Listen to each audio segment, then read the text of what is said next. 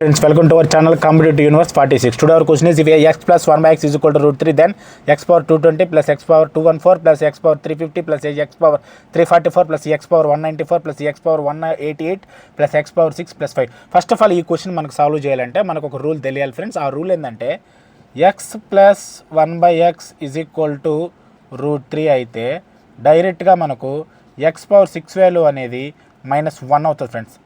x plus 1 by X is equal to root 3 అయితే డైరెక్ట్గా x power 6 value అనేది -1 అవుతుంది ఫ్రెండ్స్. ఇప్పుడు వాడు ఇచ్చిన క్వశ్చన్ ఒకసారి తీసుకుంటున్నాను.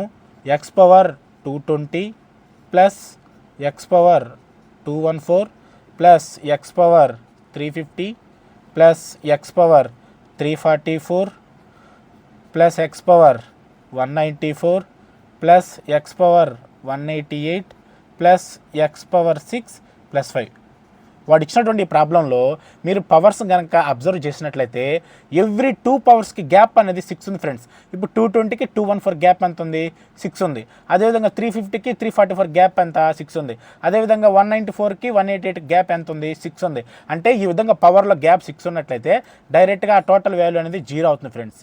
అంటే ఆ విధంగా మనకు ఈ 3 వాల్యూస్ కూడా 0 అయిపోయి మనకు లాస్ట్లో ఇంకేం మిగిలింది ఫ్రెండ్స్? x పవర్ 6 ప్లస్ 5 మిగిలింది ఫ్రెండ్స్. అంటే ఇప్పుడు మీకు స్టార్టింగ్లో చెప్పాను x plus 1 by X is equal to root 3 అయితే డైరెక్ట్గా x పవర్ 6 వాల్యూ అనేది -1 అవుతుంది ఫ్రెండ్స్. అంటే ఇక్కడ x పవర్ 6 ప్లేస్లో -1 సబ్స్టిట్యూట్ చేస్తే -1 ప్లస్ 5 5లో నుంచి 1 సబ్ట్రాక్ట్ చేస్తే 4. మీ ఆప్షన్ డి ఫ్రెండ్స్.